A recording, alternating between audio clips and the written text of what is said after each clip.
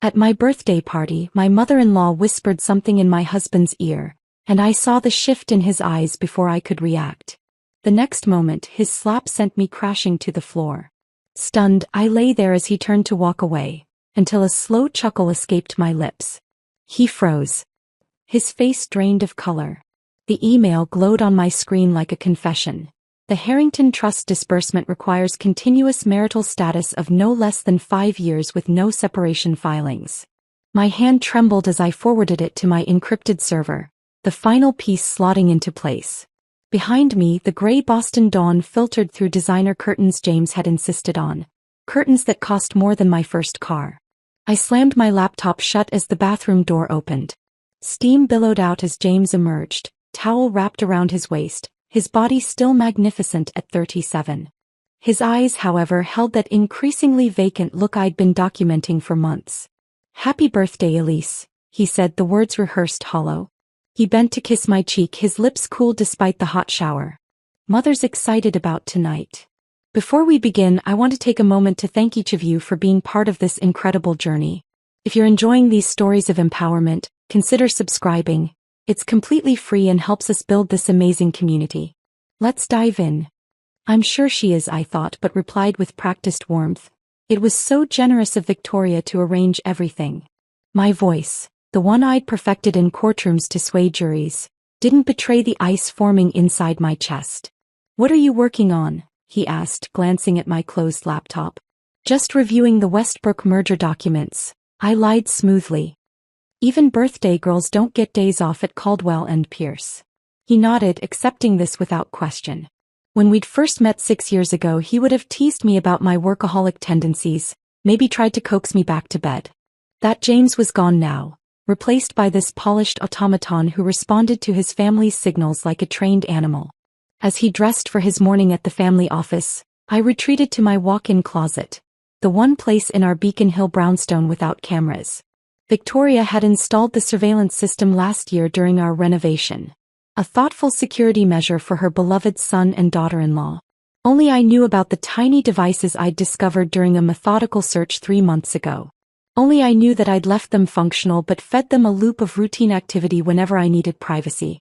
Inside the closet, I pressed my fingertip against a nearly invisible seam in the wall. A panel slid open, revealing a water-resistant case containing hard drives, a backup laptop and 3 burner phones. My insurance policy. My weapon. For 4 years, I'd been the picture-perfect addition to the Harrington dynasty. Harvard law graduate, rising star at Boston's most prestigious corporate law firm, charitable foundation board member, and devoted wife to James Harrington, heir to one of New England's oldest fortunes. The society pages loved us.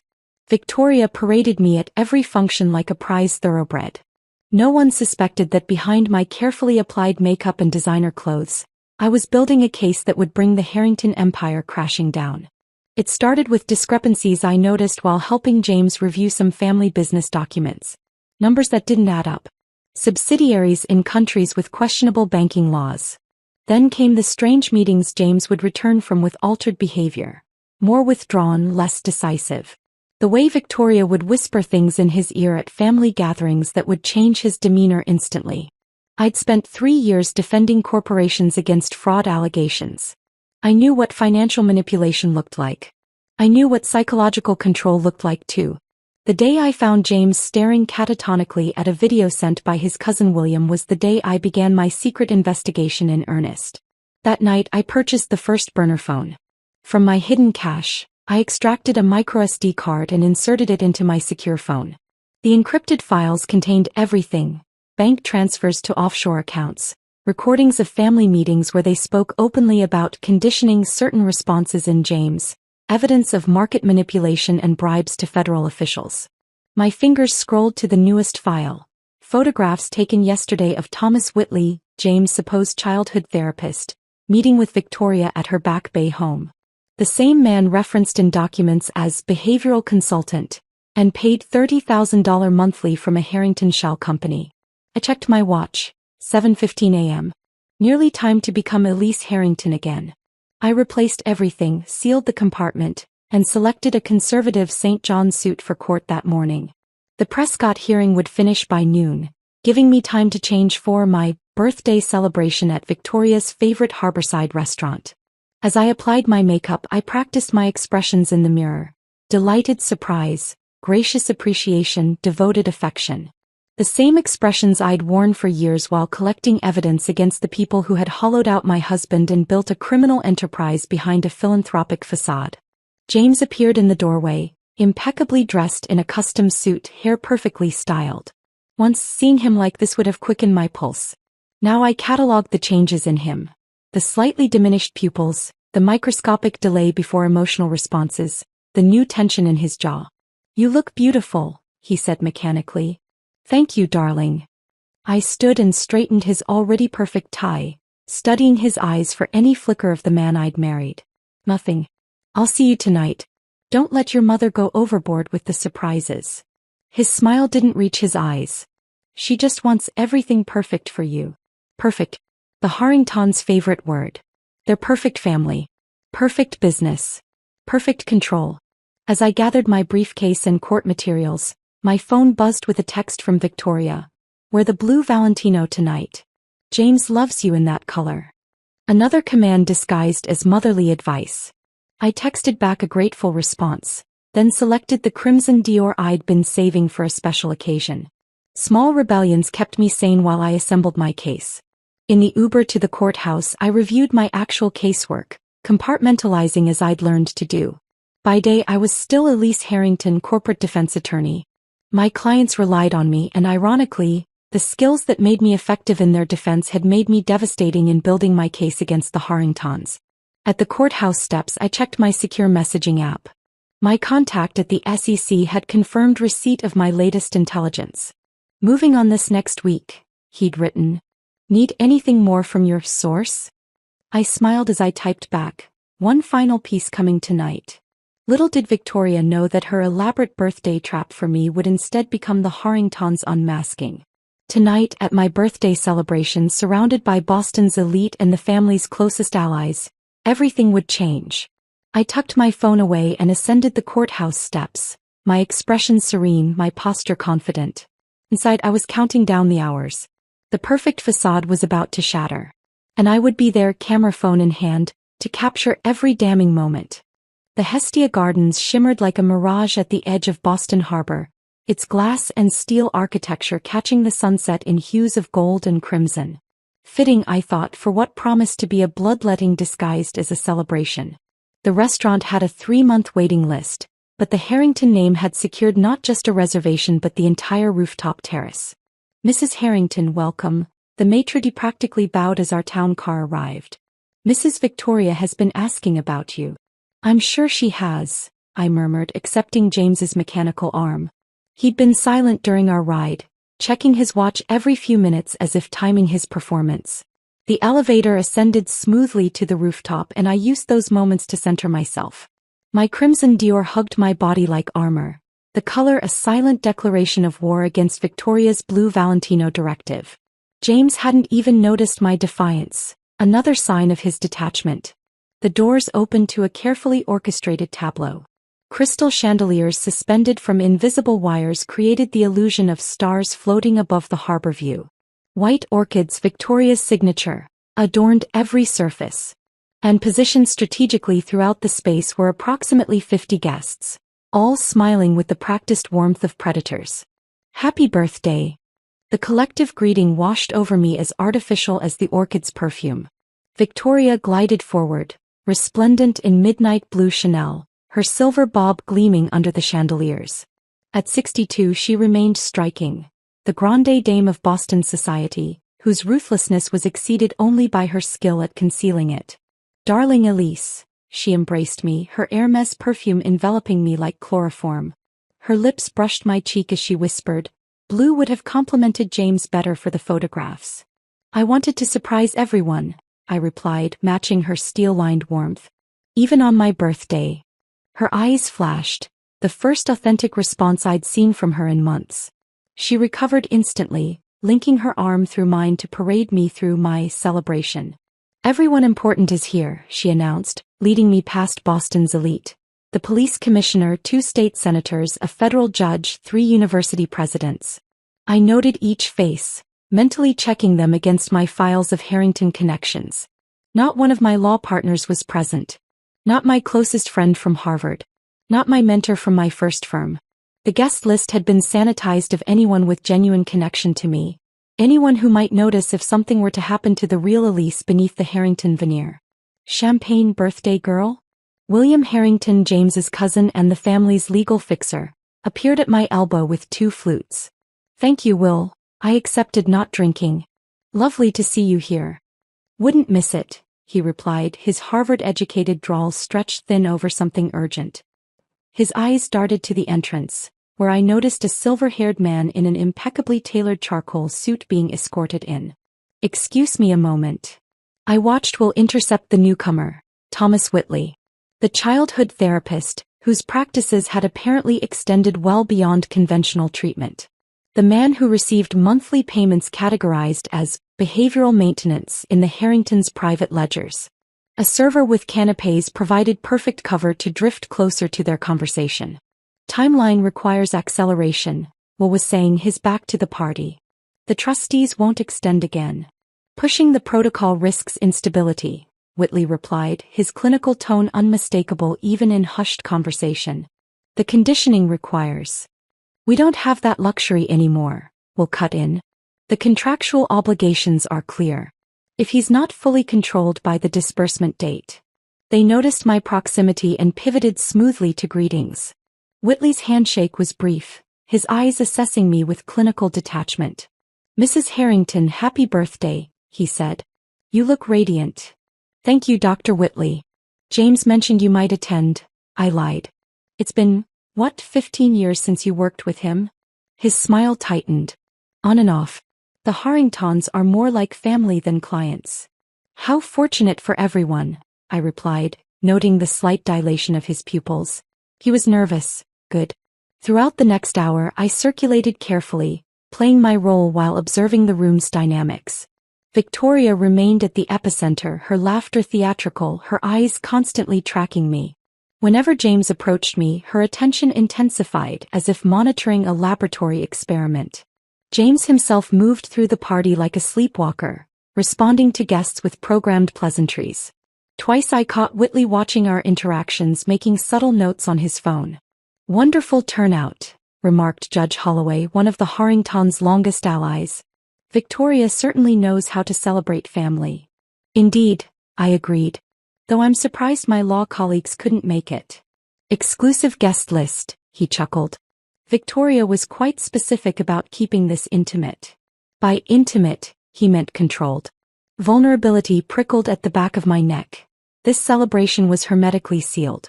Anyone here would side with the Harringtons if something happened to me. The party shifted to dinner, Victoria orchestrating the seating with tactical precision. James to my right, her at the head of the table, Whitley positioned directly across from me, his gaze clinically assessing every interaction between James and me. Victoria tapped her crystal glass, silencing conversation. Before we dine, a toast to my beloved daughter-in-law. She stood, commanding the room with practiced authority. 5 years ago, James brought home this brilliant, beautiful attorney, and I knew immediately she was special. Her eyes met mine, warm on the surface, glacial beneath. Elise has become everything the Harrington family values. Loyal, discreet, and committed to our legacy. The gathering murmured approval. I maintained my grateful smile while translating her actual message. We own you. To Elise, Victoria raised her glass. May this 35th year be transformative. The word hung in the air like a promise, or a threat. As servers presented the first course, Victoria glided behind my chair, resting manicured hands on my shoulders. To onlookers, a maternal gesture. I felt the predatory pressure of her grip. Such a perfect evening, she murmured, her voice carrying just to my ears. And after dinner, a very special announcement about the family's future. Her fingers tightened almost imperceptibly on my shoulder before she moved away, leaving behind the lingering scent of her perfume and the distinct impression of a trap about to spring. I glanced at James, finding his eyes fixed on his water glass, fingers tapping a rhythmic pattern I'd documented in my notes. A behavior that always followed Victoria's private conversations with him. Whatever they had planned for tonight was accelerating. The gift presentation would come after the main course, Victoria's chosen moment for whatever announcement she had orchestrated. I touched the slim phone in my clutch, confirming it was ready to record. The federal agents I'd been working with were on standby, waiting for my signal.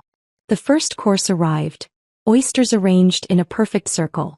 Victoria beamed at me from the head of the table, raising her glass in another silent toast.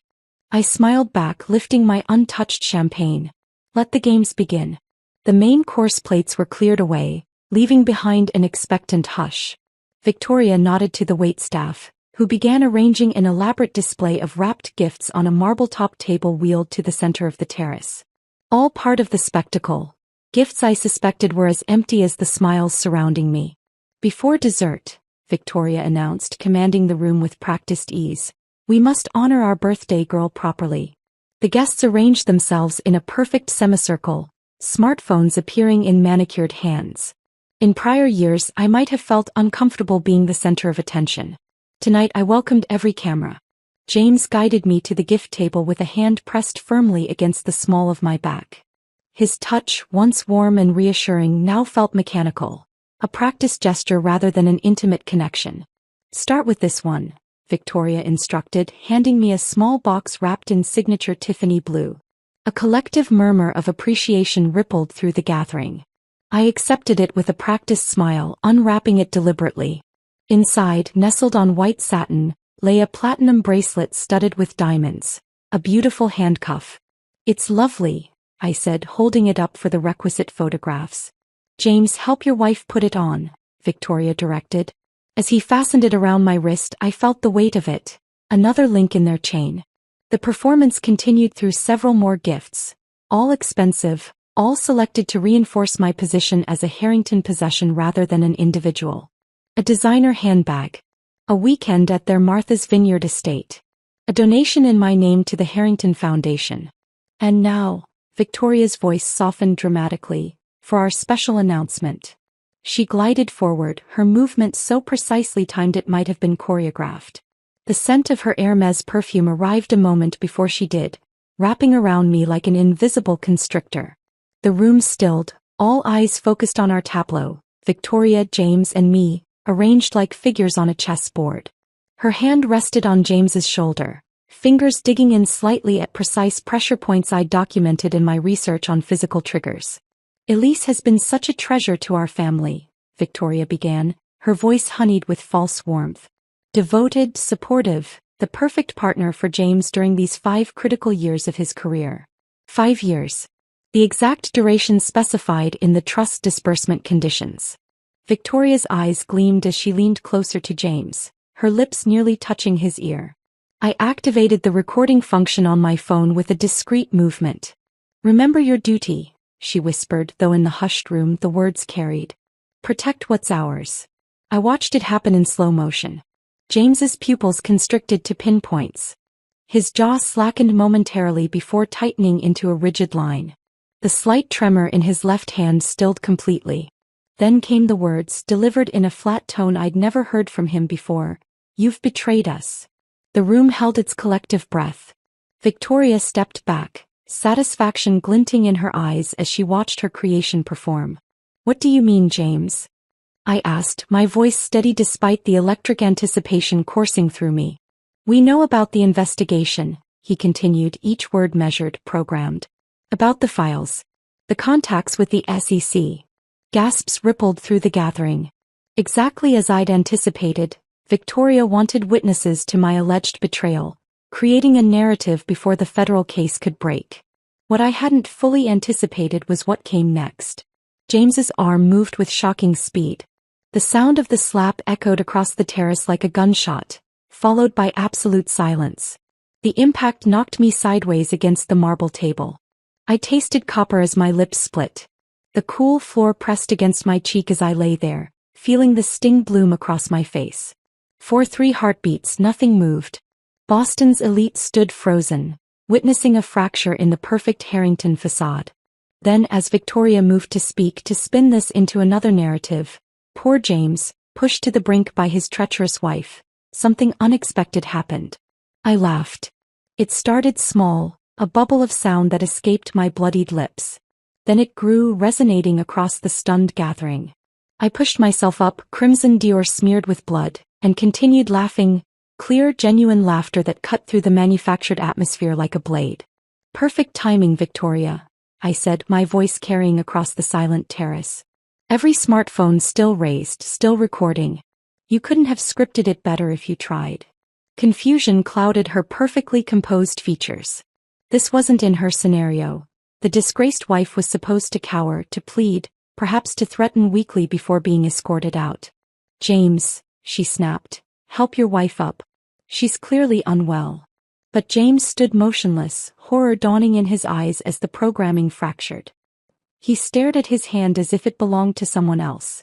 "What did I just?" he whispered, the vacant look receding. "Elise." I rose without assistance, dabbing at my split lip with a white linen napkin. The bright blood bloomed across it like a Japanese watercolor. "You should check your phones," I addressed the gathering calmly. "You've all just witnessed and recorded a perfect demonstration of the Harrington conditioning program. The same program documented in the files I've spent years collecting." I turned to face Victoria directly, savoring the moment her composure began to crack. 5 years, Victoria. That was the requirement for James to access his grandfather's trust. A stable marriage for 5 years. I smiled, tasting blood. "But assault in front of witnesses tends to complicate divorce proceedings, doesn't it?" Understanding dawned in her eyes, followed by something I'd never seen there before: fear. "You did this deliberately," she hissed. "You provoked us." "I didn't have to," I replied. "You've been conditioning James for years. All I had to do was wait and document." I gestured to the crowd of shocked faces and raised phones. "And now so has everyone else." The puzzle pieces I'd assembled over years. The financial fraud, the psychological manipulation, the carefully orchestrated control of James, had just been validated by their own actions, in front of the very power structure they'd cultivated. "My phone is sending interesting data packages to several agencies right now," I continued conversationally, "including evidence of how Thomas Whitley here helped condition James to respond to specific triggers." I nodded toward the therapist who had gone deathly pale. "The physical response programming was particularly effective, wouldn't you say, doctor?" The first chime of a news alert sounded from someone's phone. Then another. And another. My deadman switch had activated the moment the GPS in my phone registered an impact consistent with physical assault, sending my complete evidence package to the authorities and select media outlets. Victoria's empire wasn't just cracking. It was imploding in real time, in front of the very society she'd manipulated for decades. And as I stood there, blood on my lips and triumph in my heart, I knew there was no going back. "You can't possibly," Victoria began, but froze as her phone chimed with the same news alert now rippling through the gathering. James stood paralyzed, staring at his hand as if it belonged to someone else, the horror of his action visibly dawning on him. His programming was breaking down, cracks appearing in the facade that had been constructed around his true self. "Elise, I didn't mean to, I don't know why I..." His voice cracked, genuine emotion breaking through the conditioning. "I know you didn't," I said softly, addressing him directly for the first time in months. "That's exactly my point." I turned to face the stunned audience, these powerful people who had been the Harringtons' shield and sword for decades. The blood on my lip gave me a strange authority, the power of undeniable truth. "For those checking your phones, yes, that alert is about the Harrington family," I confirmed, my courtroom voice carrying clearly across the terrace. "What you've just witnessed is the culmination of a 5-year investigation into one of the most sophisticated criminal enterprises in Boston." Judge Holloway's face had gone ashen. Senator Prescott was already backing toward the exit. I locked eyes with each of them, ensuring they understood their complicity was also documented. "The Harrington Foundation has laundered approximately $340 million through its charitable programs," I continued, diverting funds intended for education initiatives into offshore accounts controlled by shell companies in the Cayman Islands and Singapore. Victoria's composure was unraveling visibly now, her perfectly manicured hand clutching at her throat where a pulse hammered beneath her diamond necklace. "You have no proof," she hissed, but her eyes darted to Thomas Whitley, who had begun inching toward the exit. "Dr. Whitley, perhaps you'd care to explain to everyone the meaning of Project Sentinel?" I called out, stopping him in his tracks. "The behavioral modification program you've been implementing on James since he was 12 years old, designed to ensure complete compliance with family directives?" Whitley froze, his clinical detachment vanishing as 50 pairs of eyes turned to him. "That's privileged therapeutic information," he stammered, clinging to professional jargon as a shield. "Therapeutic?" I echoed, raising an eyebrow. "Is that what you call conditioning a child to respond to specific physical and verbal triggers? Programming responses that override his conscious will?" I gestured to James, who had sunk into a chair, his face buried in his hands. "Would you like to explain the monthly payments of $30,000 categorized as behavioral maintenance in the Harringtons' private ledgers?" I turned back to the gathering, using every skill I'd honed in the courtroom to hold their attention. My evidence package, which has now been received by the SEC, FBI, and the Boston Globe, contains over 2,000 documents detailing financial fraud, tax evasion, market manipulation, and, most disturbingly, the psychological abuse of James Harrington to maintain control of the family fortune. William Harrington stepped forward, adopting his most authoritative legal tone. "These are wild accusations from a disgruntled wife. If there were any truth to them—" "The Westlake acquisition," I interrupted, naming a deal that had made headlines the previous year. "Insider trading based on information obtained through blackmail of a Securities and Exchange Commission official. The documents include the original communications, the payments made to shell companies, and the exact trading patterns that followed." William's confident expression faltered as I named the specific transaction. I continued relentlessly. "The charitable donation to Boston Children's Hospital last year, lauded in every newspaper, 87% of those funds were redirected through 3 separate foundations before landing in an account controlled by Victoria Harrington in Zurich." I met Victoria's gaze directly. "Account number 8904-7721-3344-0012, opened under the name Helen Marsden, your mother's maiden name." The specificity of the details silenced any further objections. In the crowd, phones were now being used not just to read alerts, but to search for corroborating information. The evidence I'd spent years collecting was becoming public knowledge in real time. Victoria, ever the strategist, attempted to regain control of the narrative. "Elise has been under tremendous pressure with her caseload," she began, adopting a concerned tone. "We've been worried about her mental health for months. Shall we discuss the surveillance system installed in our home during last year's renovation?" I countered. "Or the medication added to my evening tea on nights when I worked late on certain cases. I've had blood tests documenting the sedatives for months." A new murmur rippled through the crowd. The calculated gaslighting was exactly what many of these powerful women had experienced themselves in Boston's elite circles. I turned to Dr. Whitley, who stood paralyzed with indecision. "Dr. Whitley has a choice to make tonight," I announced. "The federal agents who have received my evidence package will be particularly interested in his records of the conditioning program. However," I paused deliberately, making sure he was listening closely, "I'm prepared to recommend immunity in exchange for his complete testimony about the methods used and who authorized them." Whitley's eyes widened at the lifeline being thrown. "The same applies to anyone in this room," I continued, addressing the gathering. "Those who come forward voluntarily with information will be viewed very differently from those who wait for subpoenas." The strategic fracturing of the Harrington alliance was happening faster than even I had anticipated. Already, small groups were forming, whispered conversations indicating alliances shifting like tectonic plates. James looked up at me, his eyes clearer than I'd seen them in months, the programming temporarily disrupted by the shock. "How long have you known?" he asked, his voice barely audible. 3 years, I replied quietly. "At first, I noticed small inconsistencies in your behavior after family meetings. Then the vacant episodes became more frequent. The final piece was finding Whitley's name on those payment records." "I never wanted to hurt you," he whispered, genuine anguish breaking through. "I know," I said and meant it. "That's why I've spent 3 years building this case instead of simply leaving. You weren't the only victim, James." Victoria, seeing her control slipping away completely, made a final desperate attempt. "This is absurd. James, tell them." But James was staring at the blood on my lip, a terrible recognition dawning as memories began breaking through the conditioning.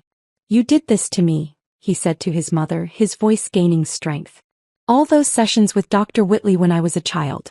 The special educational programs every summer. This isn't the first time you've made me."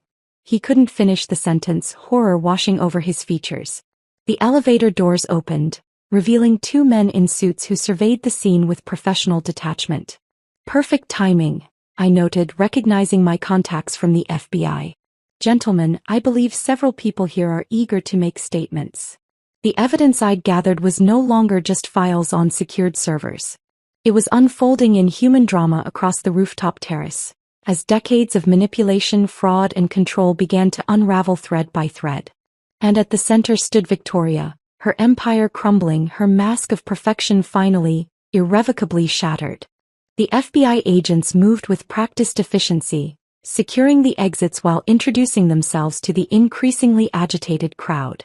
One of them, Agent Rivera, whom I'd been feeding information to for months, gave me a nearly imperceptible nod as he approached Victoria.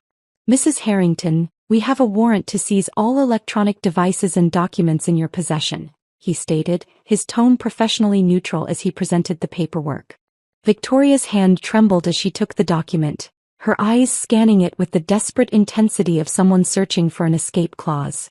Finding none, she turned to William, who had already begun backing away from her, the family's legal fixer already calculating his own exit strategy. "This is absurd," she insisted, but her voice had lost its authoritative edge. "Do you know who I am? Who we know?" "That's precisely why we're here, Mrs. Harrington," Agent Rivera replied. Around us, the elegant birthday celebration had transformed into a scene of barely contained chaos. Servers stood frozen, champagne bottles still in hand, as the Boston elite began their strategic retreats. Judge Holloway was already speaking urgently into his phone. Senator Prescott's wife was tugging at his sleeve, distancing themselves from the Harrington nucleus. Phones continued buzzing with increasing urgency. I caught glimpses of headlines flashing across screens. Breaking: Harrington family under federal investigation. Boston's elite philanthropic family accused of massive fraud. Psychological manipulation allegations rock Harrington empire. The Boston Globe had moved faster than I'd anticipated, already publishing the first wave of revelations from my evidence package. Social media would be exploding within minutes. The carefully constructed Harrington mystique was unraveling in real time. Victoria made one last desperate attempt to maintain control, raising her voice to address the scattering guests. "This is all a terrible misunderstanding. A family dispute being tragically misrepresented." Her perfectly modulated voice cracked slightly. "I'm sure we can count on our friends too." Victoria, the police commissioner who moments ago had been laughing at her jokes, cut her off with a tight smile. "I think it's best if we speak tomorrow. Through counsel." The abandonment was beginning. Like rats from a sinking ship, the powerful figures who had protected the Harringtons for decades were rapidly recalculating their own exposure. Nearby, James had collapsed into a chair, his breathing ragged. The psychological walls constructed around his authentic self were crumbling, leaving him exposed to a flood of emerging memories and realizations. "The summers at the lake house," he muttered, eyes unfocused. "The special lessons with Dr. Whitley. The headaches whenever I questioned family decisions." I approached him cautiously, unsure of how stable he was in this transitional state.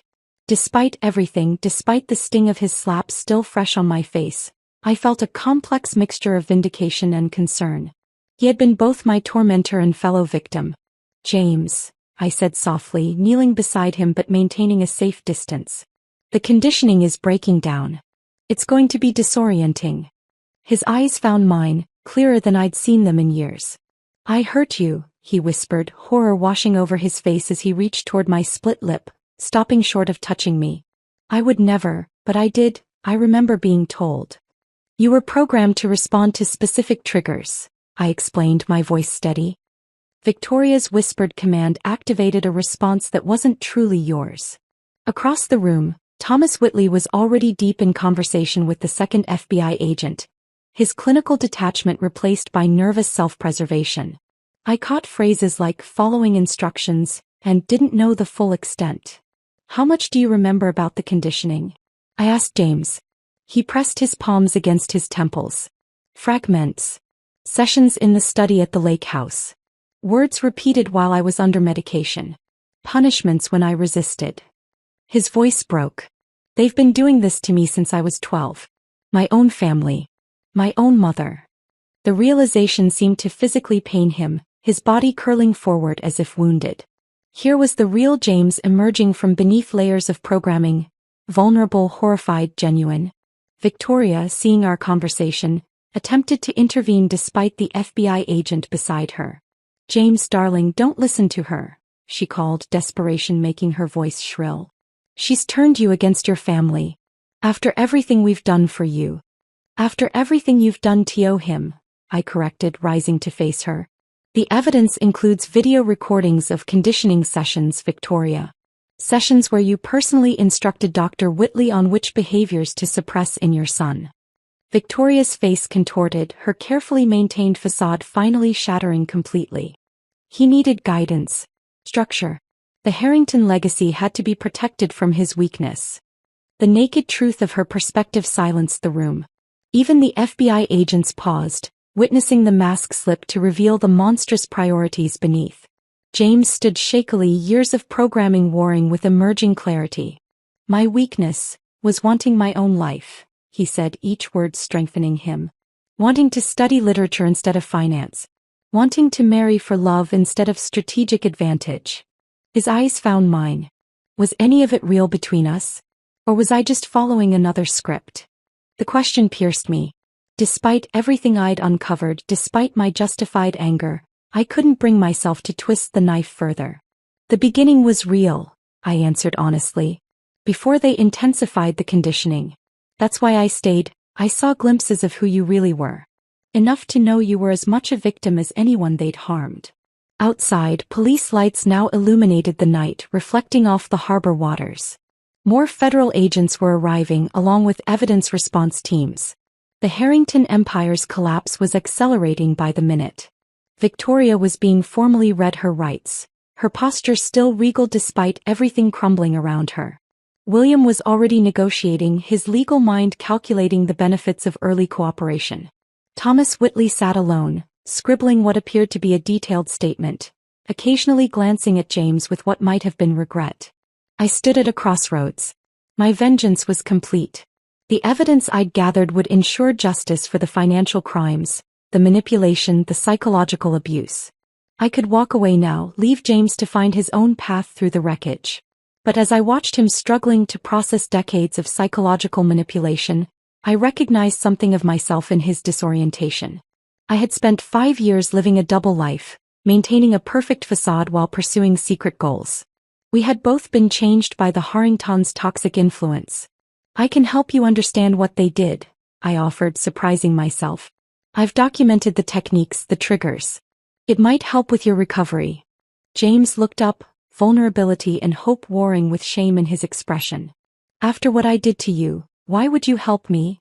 I touched my split lip, feeling the sting. Because unlike your family, I can distinguish between the puppets and the puppeteers. Around us, the Harrington Empire continued its spectacular implosion, years of manipulation and deceit exposed to the harsh light of justice. And in that chaos I made my choice. 6 months after my birthday celebration turned revelation, I sat in the federal courthouse watching Victoria Harrington enter in handcuffs. Gone were the designer clothes and perfect makeup, replaced by a prison-issued jumpsuit and the pallor that came from confinement. Still, she held her head high, refusing to acknowledge the spectators who had come to witness the matriarch's downfall. The courtroom was packed with journalists, former business associates and, most importantly, others who had been victimized by the Harrington family over decades.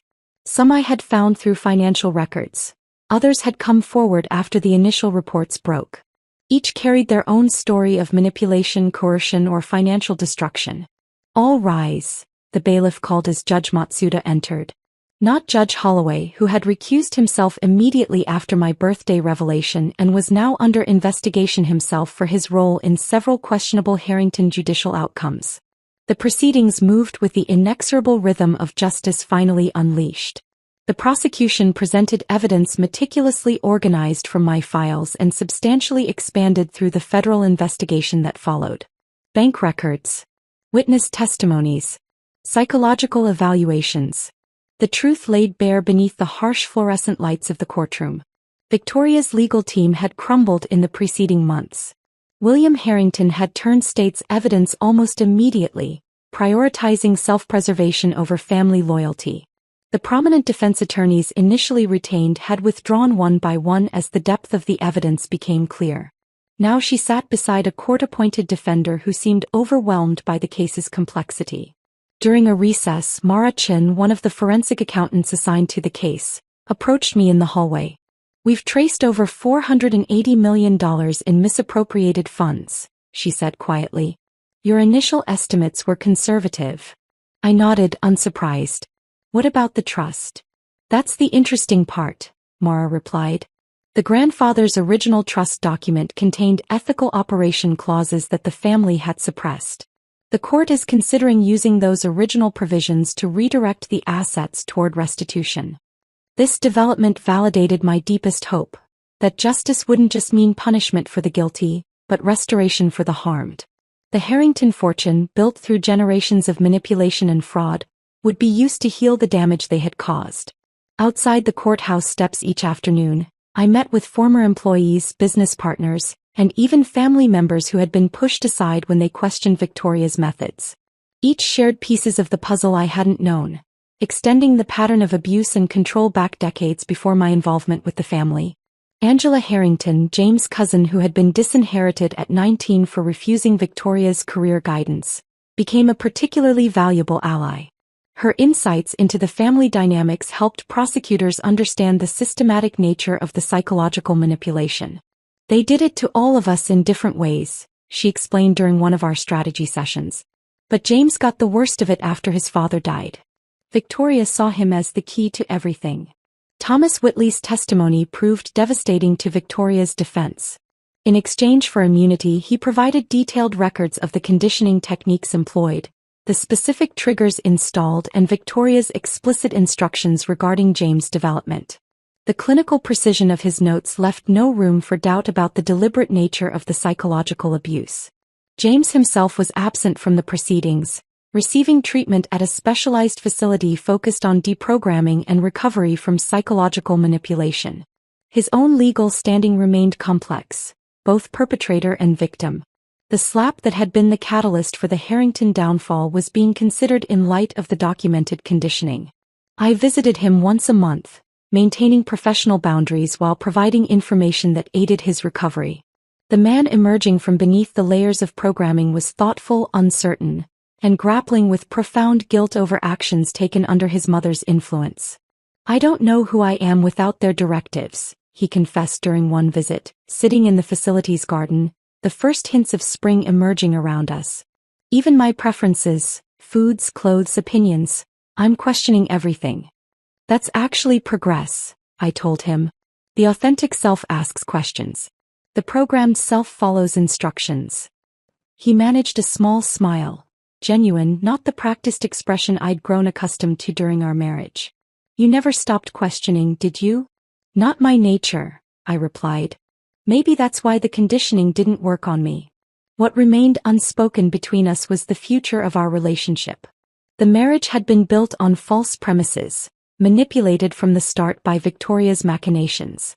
Yet something authentic had existed briefly before the deeper programming took hold. Whether that could ever be recovered, or whether it should be, remained an open question neither of us was ready to answer. My own life had transformed completely.